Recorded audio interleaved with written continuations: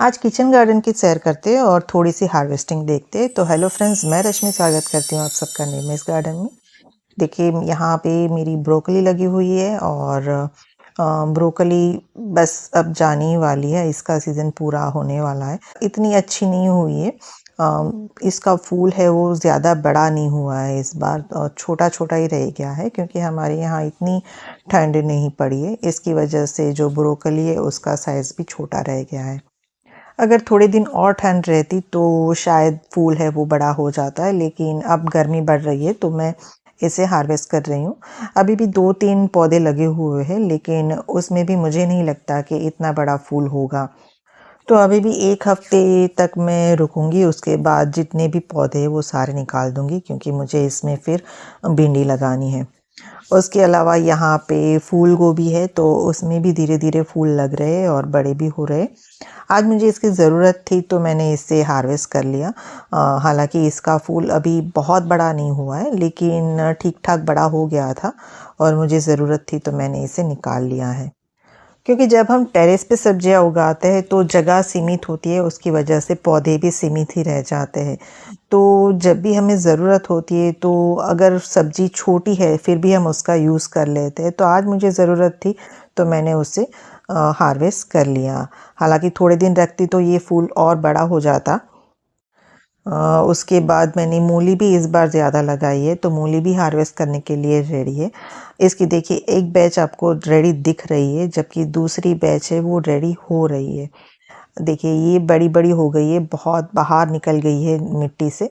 तो जैसे ही आपको दिखे कि मिट्टी से आधी बाहर हो गई, मतलब कि वो रेडी हो चुकी है। जबकि आप थोड़े और पौधे भी देख रहे हो जिसकी मूली आपको छोटी छोटी दिख रही है। तो मूली जब इस तरह से बाहर निकल जाए तो आप उसे हार्वेस्ट कर सकते हो। तो मैंने गलती से इसमें थोड़ा सा पानी आज दे दिया था, इसकी वजह से मिट्टी सारी चिपक गई।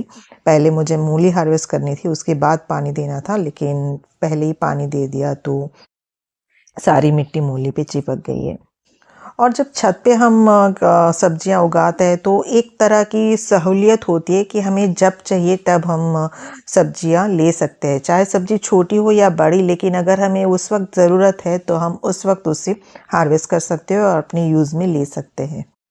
मूली के बाद हार्वेस्टिंग की बैंगन के मेरे वैसे 5-6 प्लांट है। एक ही वैरायटी के प्लांट है, ज़्यादा डिफरेंट वैरायटी नहीं है मेरे पास, सिर्फ यही एक वैरायटी है। उसी के प्लांट है जिसमें से देखिए 2 से 3 प्लांट में फ्रूटिंग अच्छी तरह से हो गई है, लेकिन दूसरे 2 प्लांट है वो मैं देरी से लेके आई थी तो अभी छोटे प्लांट है तो उसमें अभी फ्रूटिंग नहीं हो रही है। फिर ये ककड़ी की बेल है, उसमें भी अच्छी तरह से ककड़ियाँ लग रही हैं और बहुत अच्छी तरह से। ये कौन सी वैरायटी है ये तो मुझे नहीं मालूम है। अगर आप में से किसी को मालूम हो तो मुझे कमेंट बॉक्स में ज़रूर लिखिएगा कि ये कौन सी वैरायटी की ककड़ी है। तो इसकी भी अच्छी तरह से देखिए इसमें भी फ्रूटिंग हो रही है। अब धीरे धीरे गर्मियाँ शुरू होंगी तो आप अभी जब सब्जियों के बीज लगाएंगे तो इस वक्त आप ककड़ी के बीज भी लगा सकते हो। तो जैसे जैसे आपके कंटेनर या पॉट खाली होते जा रहे हैं तो उसकी मिट्टी को आप फिर से धूप लगा दीजिए और उसे फिर से आप समर के वेजिटेबल के लिए रेडी करते रहे। उसके अलावा आज बहुत सारी भाजी की भी मैंने हार्वेस्टिंग की है। मेथी की भाजी मैंने पूरी इस बार निकाल दी है। ये जितनी भी मेथी मेरी लगी हुई थी मैंने सारी हार्वेस्ट की है और इसी में वापस मैं दूसरी बार मेथी लगाने वाली हूँ। मेथी मैंने अभी तो काट के निकाली है, बाद में मैं इसकी जड़ें निकाल लूँगी क्योंकि अगर इसके साथ ही हम जड़ समेत निकालते हैं तो बहुत मिट्टी इधर उधर होती है। उसके बजाय मेरी मेथी को मैंने काट के हार्वेस्ट किया और उसके बाद में इसकी जड़ें निकाल के बाकी का जो भी वेस्ट पार्ट है उससे मैं डायरेक्ट कंपोस्ट बिन में डालूँगी। साथ ही में थोड़े से पालक के पत्ते हार्वेस्ट किए हैं और उसके साथ जो आप देख रहे हो वो है अंजीर, जो कि पक गए हैं। उसमें 2 पूरी तरह से पके हुए जबकि 2 है थोड़े से कच्चे हैं, लेकिन वो चिड़िया खा जाती है तो मैंने इसे हार्वेस्ट कर लिया है। और उसी के साथ देखिए यहाँ पे अनार का पौधा है और जिसमें काफ़ी अनार लगे हुए हैं और अच्छी तरह से बड़े भी हो गए हैं, लेकिन अभी मैं इसे हार्वेस्ट नहीं कर रही हूँ। उसके अलावा हरी प्याज मैं निकाल रही हूँ। देखिए मैंने इसे टब में ग्रो किया है तो हरी प्याज के पत्ते काफ़ी बड़े हो गए तो इसे मैं ले रही हूँ।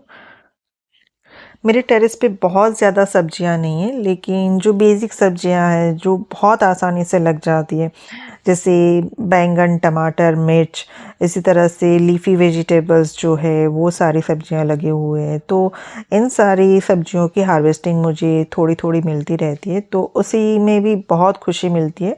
तो आप एक बार स्टार्ट करके देखिए, आप एक बार एक सब्ज़ी लगाओगे तो आपको दूसरा लगाने का भी मन होगा और धीरे-धीरे आपकी सब्जियां भी बढ़ती जाएगी। क्योंकि पहले मैं भी मेथी, पालक, धनिया यही सब लगाती थी, उसके बाद ही मैंने ये सब स्टार्ट किया। मैंने उसके बाद मैं भिंडी लगाती हूँ, ग्वारफली लगाती हूँ, लेकिन थोड़ी-थोड़ी हर हर साल कुछ ना कुछ मैं उसमें बढ़ाती रहती हूँ। अब देखिए यहाँ पे मेरे टमाटर बहुत अच्छी तरह से फ्रूटिंग कर रहे हैं और लास्ट ईयर ये टमाटर इतने अच्छे से नहीं हुए थे, लेकिन इस साल टमाटर बहुत ज़्यादा अच्छे हुए हैं। तो जैसे-जैसे आप एक्सपीरियंस करते हो, आपको अनुभव होता है कि हमने क्या गलतियाँ की थी, तो नेक्स्ट ईयर हम वो गलतियाँ सुधारते हैं और हमारी जो गार्डनिंग है वो धीरे-धीरे अच्छी बनती जाती है।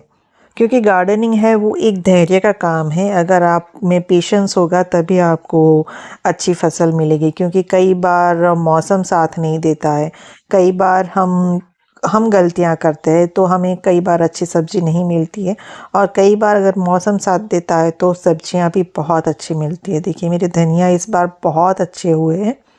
वैसे तो पूरा ही हार्वेस्टिंग के लिए रेडी है, लेकिन मैं सारा धनिया नहीं निकालूंगी। जितना मुझे ज़रूरत है उतना ही मैं धनिया निकालूंगी, क्योंकि अगर मैंने बहुत सारा ज़्यादा धनिया निकाल लिया और फिर उसे फ्रिज में रखना पड़ा, उससे अच्छा है कि मिट्टी में ही रहे तो वो ख़राब नहीं होगा। और 2-3 दिन के बाद में फिर से उसमें से धनिया, फ्रेश धनिया हार्वेस्ट कर लूँगी। तो ये कुछ सब्जियां थी जिसे मैंने अपने टेरेस गार्डन से हार्वेस्ट किया है। आपने अपने टेरेस गार्डन में कौन-कौन सी सब्जियां लगाई है और आपको कौन-कौन सी हार्वेस्टिंग मिल रही है, कमेंट बॉक्स में ज़रूर बताइए। उम्मीद है आप सबको वीडियो अच्छी लगी होगी। अगर वीडियो अच्छी लगी है तो लाइक, कमेंट, शेयर कीजिए और चैनल पर पहली बार आए हैं तो बेल आइकन प्रेस करके सब्सक्राइब भी कर लीजिए। Thank you.